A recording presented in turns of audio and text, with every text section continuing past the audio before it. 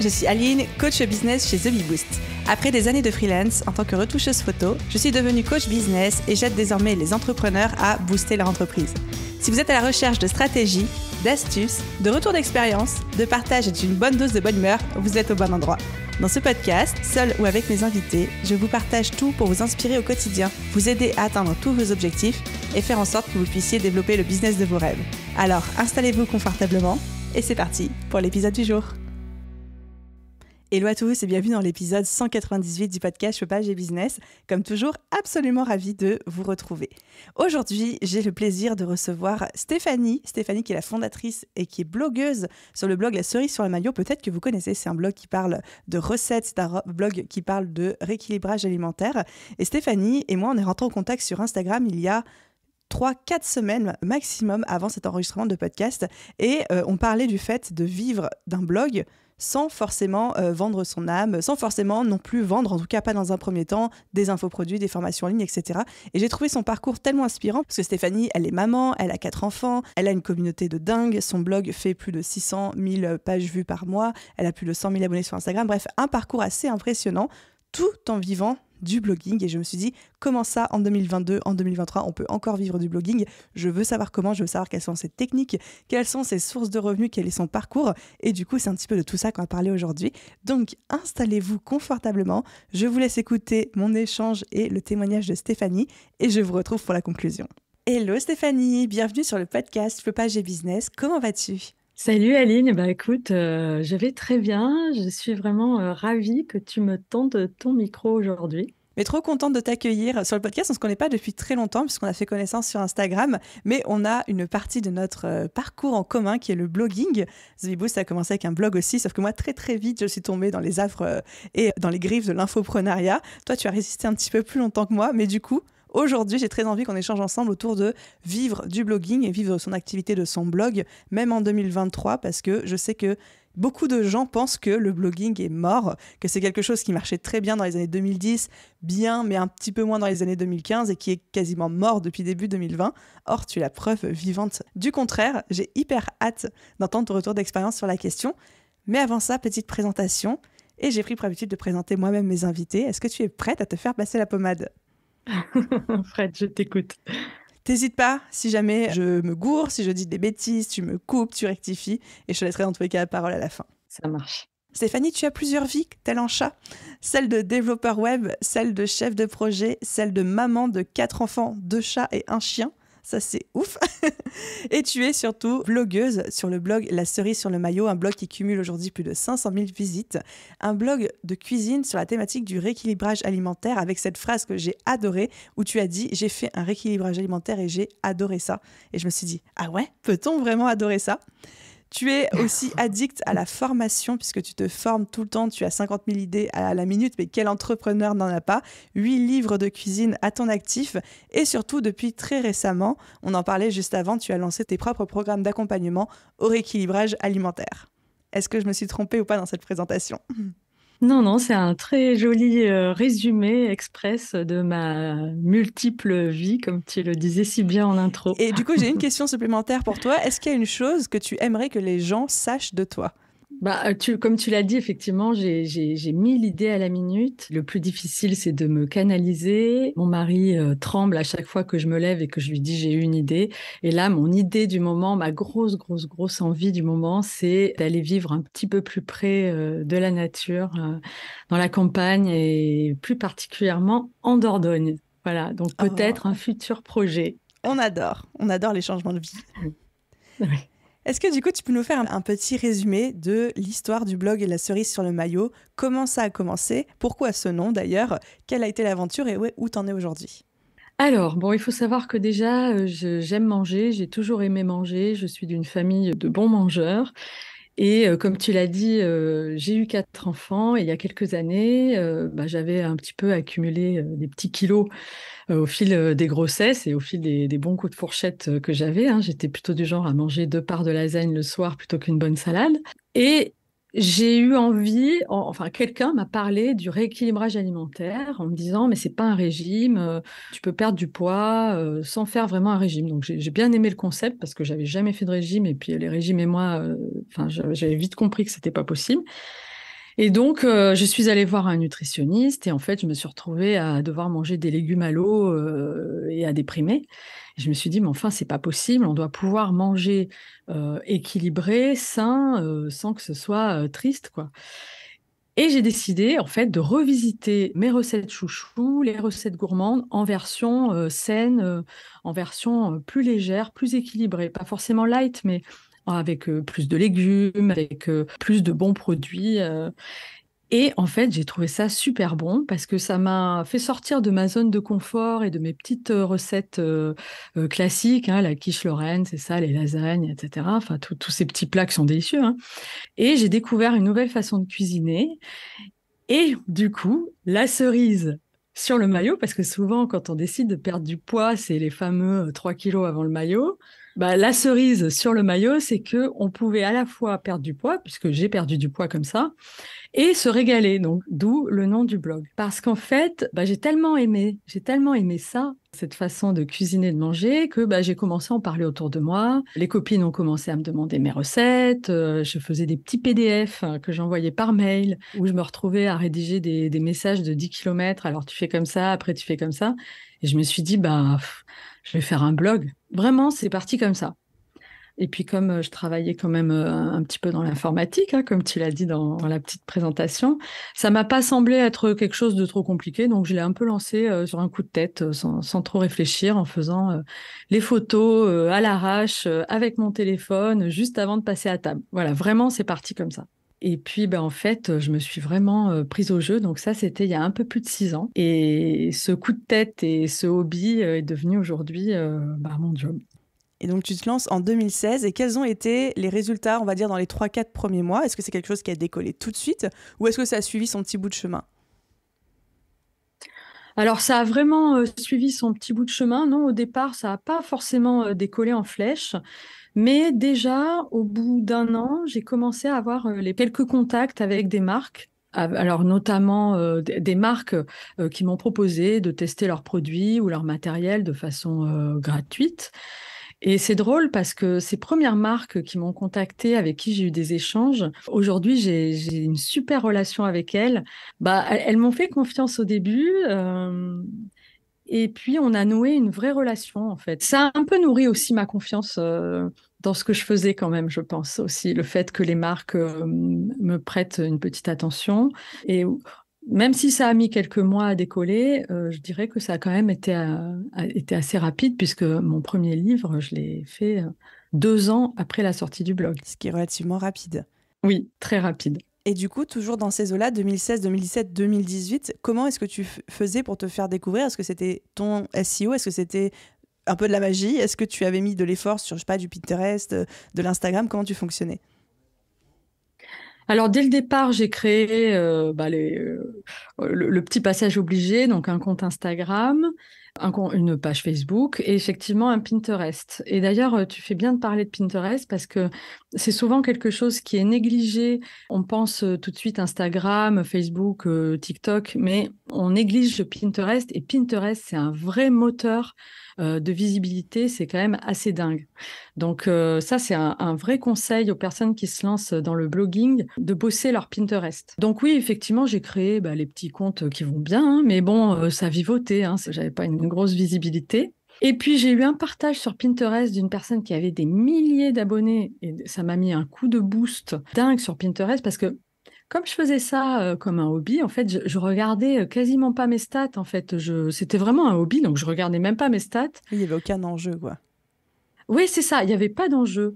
Et puis, c'est ça, un jour, j'ai vu que j'avais plein de visites sur une recette en particulier. Je regarde comme ça, par hasard, mes stats, et je vois qu'une personne avait partagé une recette et que cette recette avait été partagée plus de 1000 fois sur Pinterest. Donc, ça lui donnait une belle visibilité. Puis, j'ai eu un partage, effectivement, d'une de mes recettes par un magazine féminin en ligne. Ça aussi, ça m'a boosté. Mais tout se faisait un petit peu par hasard. Il y avait pas vraiment de stratégie dans tout ça.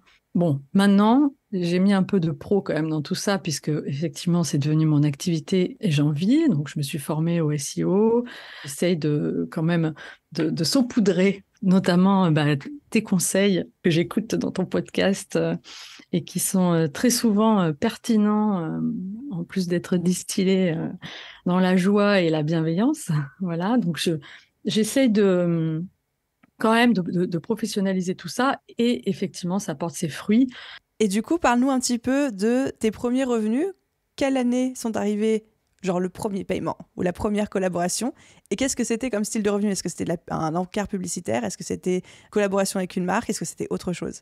Mon premier revenu est arrivé 2 ans après le lancement du blog. C'est une marque de produits alimentaires qui m'a contactée pour créer une recette avec ses produits. Donc, c'était un petit revenu, tout petit, mais j'étais quand même contente, effectivement, qu'on me confie cette mission de créer une recette. Et d'ailleurs, ça m'a donné l'élan, en fait, de créer des recettes pour des marques et avec des produits auxquels j'aurais pas forcément pensé tout de suite. Je me suis dit, tiens, ça, c'est une façon d'avoir un revenu avec le blog, parce que naturellement, on pense affiliation, j'ai essayé, hein. Mais moi, on va dire que je me suis un petit peu spécialisée dans la création de recettes pour des marques, alors que ce soit de produits alimentaires ou d'ustensiles de cuisine. Et d'ailleurs, cette première marque qui m'a fait confiance dès le début, alors que j'étais toute petite, c'est la marque Kenwood. Et avec cette marque, du coup, j'ai noué un partenariat dans la durée, puisque cette confiance qu'ils m'ont accordée en fait au départ, en m'envoyant des produits à tester, des robots, sans rien me demander en retour. Donc il y avait quelque chose de très fluide et de très naturel entre nous, a fait que naturellement, j'ai eu envie de créer des recettes pour eux. Donc au départ, je l'ai fait de façon, on va dire, spontanée, puisque j'avais leur robot, je testais le robot, je disais que j'avais utilisé le robot, mais enfin, ils m'avaient rien demandé. Et puis petit à petit, ils m'ont demandé de créer des recettes. Donc là, ça a donné lieu à des rémunérations. Et puis au final, j'ai carrément fait un livre qui aujourd'hui se trouve dans le carton d'un de leurs robots, leur robot multifonction. Quand on achète le robot, le livre de recettes qui est fourni avec, c'est moi qui l'ai réalisé. Incroyable. Je pense également à une marque d'ustensiles de cuisine, Becca, qui pareil, alors que mon blog avait à peine 1 an, m'a envoyé des produits et qui aujourd'hui me demande de réaliser, contre rémunération évidemment, des recettes avec leurs produits. Donc, pour répondre, on va dire, en la faisant courte à ta question, les premières rémunérations sont arrivées au bout de 2 ans, sous la forme en fait de création de recettes pour des marques. Ok, et du coup, alors je mets ça de côté parce qu'on va y revenir. Et à partir de quel moment est-ce que tu as fait la transition où c'est devenu ton métier à temps plein? Et après de combien d'années de création du blog, est-ce que tu t'es mis 100% sur ce projet? Alors ça s'est fait de façon un peu glissante parce que comme j'étais freelance aussi en tant que chef de projet, petit à petit j'ai accepté moins de missions sur mon activité, ce que j'ai longtemps appelé mon vrai métier, parce que j'avais un petit peu de mal à considérer le blog comme un métier. Donc ça s'est fait de façon vraiment très glissante pour être vraiment à 100% sur le blog depuis, on va dire, un peu plus d'1 an, donc au bout de 5 ans. Ok, donc tu as vraiment pris ton temps, tu as laissé les collaborations, les opportunités arriver, tu t'es pas dit au bout d'un moment, je brûle les bateaux, je me lance et on advienne que pourra, quoi. Oui, mais en fait, ça aurait pu aller plus vite, je pense. Mais justement, ça s'est fait à ce rythme-là parce que j'ai pas vraiment cherché à ce que ça se produise. Aujourd'hui, avec le recul, avec les choses que je mets en place pour que ça fonctionne et que ça continue à tourner, je sais que j'aurais pu faire certaines choses plus tôt et que ça aurait pu certainement dégager un revenu équivalent à mon activité professionnelle, parce que c'était ça l'idée, c'était que pour que je vive du blog, il fallait que ça me donne un revenu équivalent à ce que j'avais auparavant. Et ça, c'est arrivé à peu près au bout de 5 ans. C'est quelque chose que j'aime beaucoup dans ton histoire, c'est qu'aujourd'hui on est dans une société qui glorifie les résultats rapides, les gens qui prennent des risques, qui sacrifient tout pour se lancer, pour avoir des résultats. Et en fait, c'est pas la seule façon de faire, on peut aussi y aller de manière fluide, faire une transition en douceur d'un métier à un autre comme tu l'as fait, sans forcément, entre guillemets, forcer les choses. Et je trouve que c'est cool aussi de voir qu'on peut réussir sans avoir besoin d'avoir l'impression de tout devoir sacrifier au passage, quoi. Pour moi, c'est quelque chose de super important. Quand on me dit oui, mais moi je peux pas parce que j'ai pas le temps, parce que j'ai pas les moyens, parce que j'ai pas la connaissance technique, parce que j'ai pas d'appareil photo, parce que pour moi, en fait, quand on dit ça, c'est soit on n'a pas vraiment envie, soit on a peur de quelque chose, hein. Enfin, après, ça s'entend, hein. C'est pas jugeant ce que je dis, mais ce que je veux dire, c'est que je pense qu'en fait, n'importe qui aujourd'hui qui a envie d'avoir un blog sur n'importe quel sujet peut se lancer, même s'il a un job, même s'il a des enfants, même s'il a des chiens, des chats, même s'il a un vieux téléphone, même si il connaît rien au site internet. Je pense qu'il existe tellement de façons d'apprendre, de se former, tellement d'outils possibles. Et puis surtout, j'aime beaucoup quand tu dis mieux vaut fait que parfait, parce que quand je regarde les débuts de mon blog, et volontairement, je ne supprime pas les premières recettes et les premières photos. Je me dis, mais mon Dieu, j'ai vraiment posté ça, mais je les garde parce que je me comparais pas à des gens voilà, qui faisaient de la photo professionnelle ou qui étaient installés depuis 10 ans. Et je pense que ça, c'est super important de ne pas se comparer, de pas être dans l'injonction de vouloir faire quelque chose d'absolument parfait. Tes recettes, elles sont bonnes, ok, t'es nul en photo, bah c'est pas grave, il faut les partager. Puis à force de faire des photos, eh ben on progresse en photo. Voilà, c'est comme ça, c'est vraiment comme ça pour tout. Trop bien, j'adore. Évidemment que je te rejoins sur ton discours, je ne dirai jamais le contraire. Merci de nous avoir un peu partagé genre toute ton histoire, un petit peu les débuts, comment c'est devenu ton métier à temps plein. Maintenant, j'ai toute une série de questions pour rentrer plus dans le concret de vivre de son blog, tout spécialement en 2023 aujourd'hui, qui, quoi, où, comment, pourquoi. Première question pour toi, quelles sont les différentes sources de revenus quand on veut vivre du blogging? Quelles sont celles que tu connais? Quelles sont celles que tu as testées, ton avis dessus, etc. Évidemment, la première source à laquelle on pense, c'est la publicité. Mais la publicité, alors ça vient pas tout de suite parce que ça nécessite d'avoir quand même un certain trafic sur son blog. Donc pour moi, ça n'a pas été la première source de revenus en termes, on va dire, de chiffres. Par contre, moi, j'aimerais partager mon expérience parce que moi, il y a des choses que j'aurais aimé qu'on me dise et qu'on m'a pas dites. C'est que, bien sûr, quand j'ai voulu mettre de la publicité sur le blog, alors d'abord, j'ai tournicoté pendant, je sais pas, un an. Est-ce que je mets de la pub? Est-ce que je mets pas de la pub? Mon Dieu, quelle horreur, je mets de la pub, mais les gens, ils vont trouver ça horrible que je mets de la pub. Enfin bref, voilà. Donc une fois que j'ai réussi à franchir le pas après m'être auto-flagellée, j'ai fait, comme tout le monde, j'ai utilisé Google Ads, voilà, donc c'est facile, hein, c'est 2 clics depuis son blog. Et puis, je gagnais, je sais pas, 50 € par mois. C'était pour quel trafic à peu près? Pour quel trafic mensuel?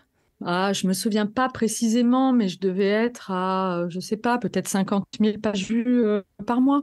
Ok. Ça donne un ordre d'idée. Bon, alors c'est sûr que c'est mieux que rien. Mais enfin, bon, c'est à 50 € par mois, on se dit pas qu'on va lâcher son job, ça c'est sûr. Le trafic sur mon blog a petit à petit augmenté et j'ai découvert, et je pense que c'est ça qui a tout changé, une régie publicitaire qui s'appelle Mediavine. Alors, je sais qu'il en existe d'autres. Moi, c'est à celle-là que j'ai fait appel. Et franchement, les revenus ont été multipliés par 10 du jour au lendemain. Du temps s'était écoulé entre-temps, donc j'avais beaucoup plus de trafic, mais ça a multiplié mes revenus publicitaires par 10. Et comme aujourd'hui, je suis à, alors c'est pas exponentiel, hein, malheureusement, je suis à pratiquement 600 000 pages vues par mois, forcément, ça dégage un revenu. Et en fait, moi, c'est ça qui m'a permis de faire la bascule entre mes 2 jobs. Donc, c'est quand même pas rien.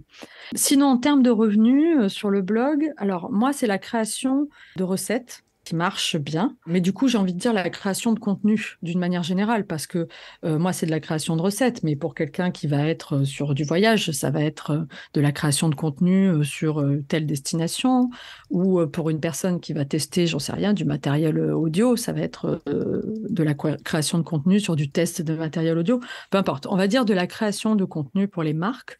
Donc ça, pour moi, c'est une jolie source de revenus qui, du coup, me permet de rester quand même alignée à mes valeurs parce que globalement, aujourd'hui, maintenant que mon blog a une belle visibilité, je peux me permettre de dire non et je dis plus souvent non que oui. Et ça me semble quand même important.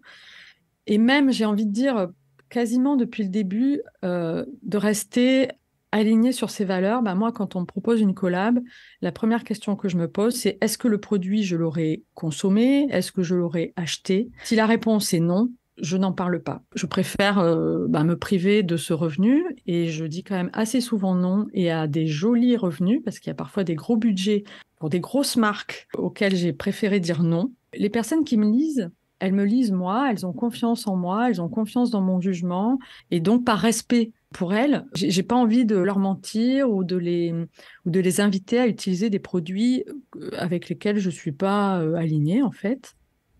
Et je trouve que même sans parler de ça, si on parle juste d'un point de vue stratégique, je trouve que vis-à-vis des marques avec lesquelles on collabore, c'est un vrai argument. Et d'ailleurs, plusieurs marques m'ont déjà dit qu'elles m'avaient contacté moi parce qu'elles trouvaient que justement, il y avait peu de collaborations, mais que les collaborations que j'ai sont de qualité et que du coup, c'est cohérent. Je pense que même stratégiquement, refuser des collaborations, alors évidemment, c'est sûr que quand on peut se le permettre, hein, moi j'entends que parfois, voilà, si on a besoin, parce que voilà, c'est devenu son activité professionnelle et en termes de revenus, on a besoin de ces collaborations. J'entends qu'on puisse accepter d'être un peu plus souple parfois sur ces choix, mais moi, je fais ce choix-là. J'ai pas forcément augmenté mes prix depuis le début, ce qui est un peu fou. Là, vous ne voyez pas parce que vous n'avez pas la vidéo, mais du coup, je regarde Stéphanie avec un regard carnassier en mode « Mais pourquoi ?» Du coup, elle a dit Ouais, ça, non, ça mais l'a je fait rire. sais. Je sais, mais pourquoi? Parce qu'en fait, venant d'une autre activité où j'avais un taux journalier, et ben en gros, je ne savais pas fixer mes prix. Fixer ses prix, c'est difficile, hein. C'est vraiment un truc difficile. Ah oui. Et en gros, j'ai fixé un peu un prix au temps passé. Et comme mon temps passé, bah, c'est un peu toujours le même, hein, depuis le début. Ça n'a pas changé, ça. J'ai du mal à valoriser le fait qu'effectivement, aujourd'hui, ma communauté sur Instagram dépasse les 100 000 abonnés, mon blog dépasse les 600 000 pages vues, etc. Oui, je sais qu'il faudrait que je le fasse, mais comme j'ai des collaborations dans la durée avec certaines marques, bah, je me dis, je ne vais pas augmenter mes prix parce que je travaille avec eux depuis des années. Bon, je sais que c'est pas bien. Je ne dis rien, ce n'est pas le sujet de cet épisode de podcast, on n'est pas en coaching, je ne dis rien, je n'en pense pas moins. Et du coup, publicité, encart publicitaire via la régie, collaboration avec des marques, création de contenu Oui. en partenariat avec les marques. Est-ce qu'il y a de l'affiliation? Est-ce qu'il y a d'autres choses? Est-ce que tu as testé? Alors, donc, comme je te disais tout à l'heure, j'ai testé l'affiliation. J'ai pas été convaincue, mais je l'ai testé au début du blog. Et forcément, j'avais pas beaucoup de trafic. Donc, je pense que ça peut être une très bonne source de trafic. Mais c'est comme tout, en fait. Il faut vraiment se mettre les deux mains dedans et dire, bon, bah, je vais bosser l'affiliation, comment ça marche, etc. Je l'ai fait peut-être un petit peu trop en dilettante, mais je reste persuadée que c'est une source de revenus qu'il faudrait peut-être que je creuse, toujours en restant aligné, effectivement, en faisant de l'affiliation avec des marques, des produits qui correspondent à mes valeurs, à ce que j'aime consommer. Donc ça, c'est certain. Après, il existe la vente de liens sponsorisés. Alors ça, j'en parle parce que ça existe et que je suis contactée tous les jours pour des liens sponsorisés. Forcément, dès qu'un blog a un petit peu de visibilité, on est repéré par des plateformes.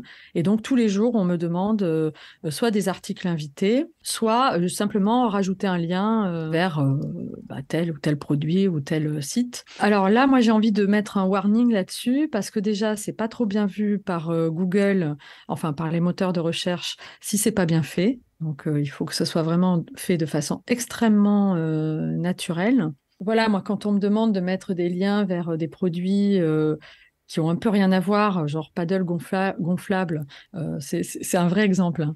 Oh mon Voilà. Dieu.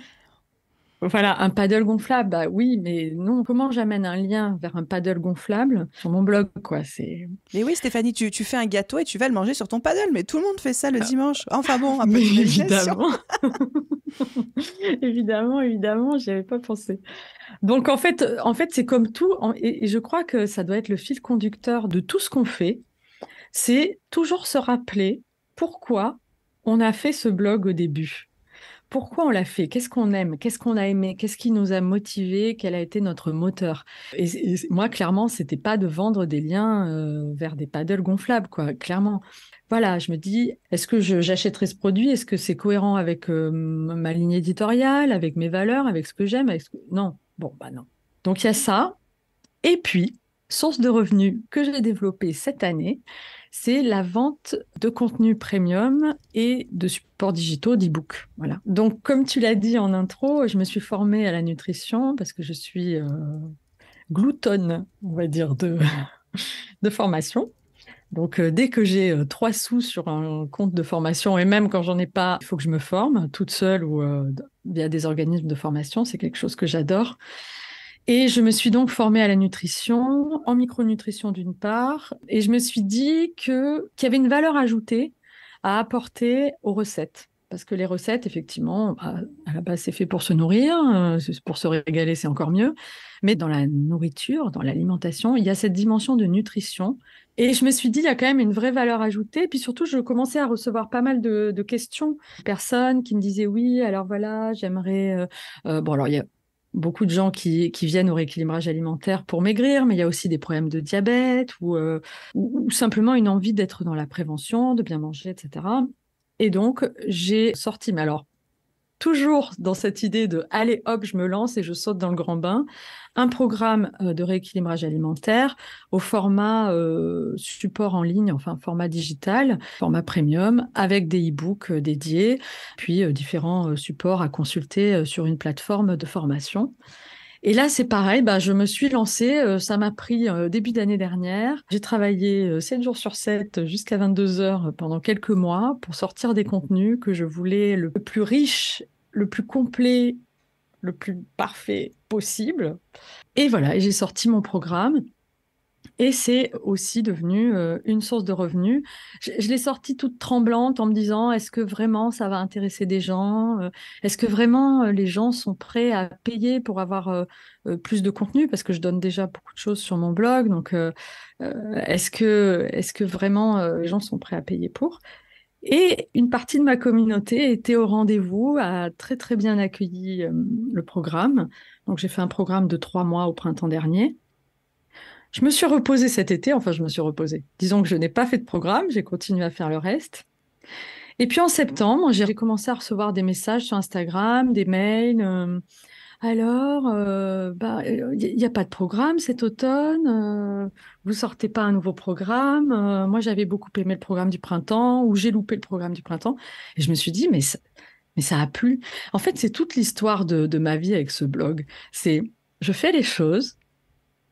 C'est pas sans y croire, mais je l'ai fait avec enthousiasme et puis ça marche et j'ai des super retours et je me dis ah ben tiens mais en fait ça plaît mais en fait c'est chouette mais et du coup j'ai ressorti encore en bossant comme une folle un programme d'automne au mois d'octobre. Trop Voilà, bien. sur octobre, novembre, décembre. J'allais dire, en plus, ça me paraît des dates clés. On a la rentrée où on a envie de reprendre des bonnes habitudes. On a ensuite le début d'année qui est aussi la période où on se motive à prendre en main son alimentation, sa santé. Les 3 mois juste avant l'été, comme tu disais tout à l'heure, les fameux 3 kilos avant le maillot. Enfin, on peut voir des temporalités comme ça où ça ferait sens pour toi, en fait, de relancer 3-4 fois par an. Oui, oui, oui, tout à fait. Mais au départ, j'ai fait ça un peu pour tester. J'ai On lancé un verra. programme, voilà, de 3 mois et on verra. Voilà. Et en fait, je trouve ça chouette de faire ces contenus-là. Et puis, j'y ai vu aussi une façon de diversifier mes revenus. Et ça, je crois que c'est quand même très, très important parce qu'il y a la publicité, il y a la création de contenu, mais à chaque fois, on est un peu lié à une tierce personne parce que la publicité, effectivement, on est lié à des algorithmes. Puis avec les réseaux sociaux, pareil, on est toujours lié à une plateforme extérieure, à l'évolution de la société. Bon, alors, on est lié à l'évolution de la société, quoi qu'on fasse, hein, mais moi, je trouve qu'il ne faut pas mettre tous ses œufs dans le même panier.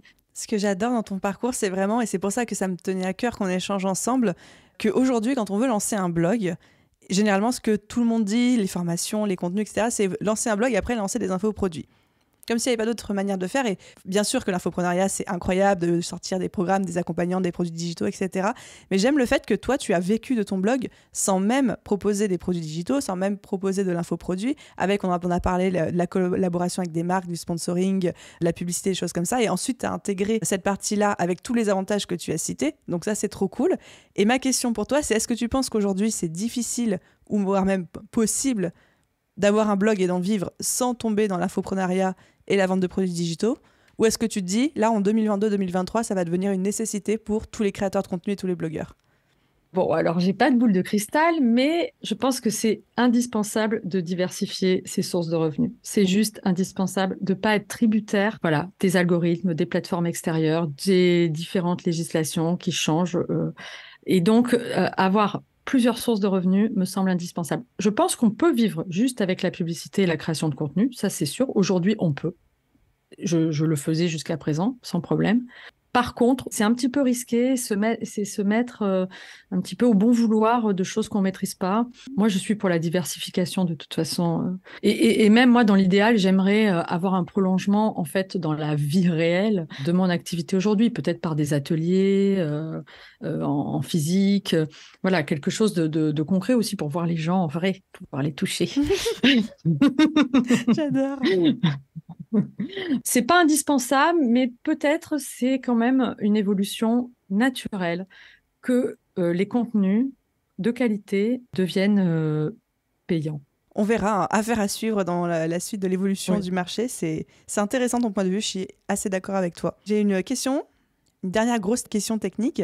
Quelles seraient les trois premières actions que tu conseillerais à quelqu'un qui te dit OK Stéphanie, en 2023 je me lance, je crée mon blog, je veux en vivre entre guillemets le plus rapidement possible parce qu'on aime avoir des résultats rapides.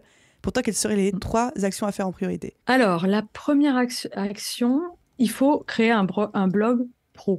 C'est-à-dire, en plus, c'est assez facile. Il faut faire les choses comme si c'était un job. Il faut vraiment écrire correctement, essayer de faire des photos les plus correctes possibles, avoir une plateforme à soi. Donc aujourd'hui, c'est simple, plutôt WordPress, plutôt que les plateformes de blogging où on n'est pas propriétaire quelque part de son contenu puisqu'ils sont hébergés par ailleurs. Voilà, faire quelque chose d'assez pro. Après, ça nécessite pas forcément un coût énorme, mais moi, ça a nécessité que j'achète 2, 3 petits fonds photos, que j'installe quelques petits plugins sur mon blog pour que ça apporte un petit peu de valeur ajoutée. Voilà, faire quelque chose le plus pro possible. Ben, en gros, faire un blog comme on aimerait, comme on en voit et comme on aimerait le trouver. Voilà, faire quelque chose d'assez pro et être pro dans sa façon de travailler. Donc, avoir un calendrier éditorial, une ligne éditoriale.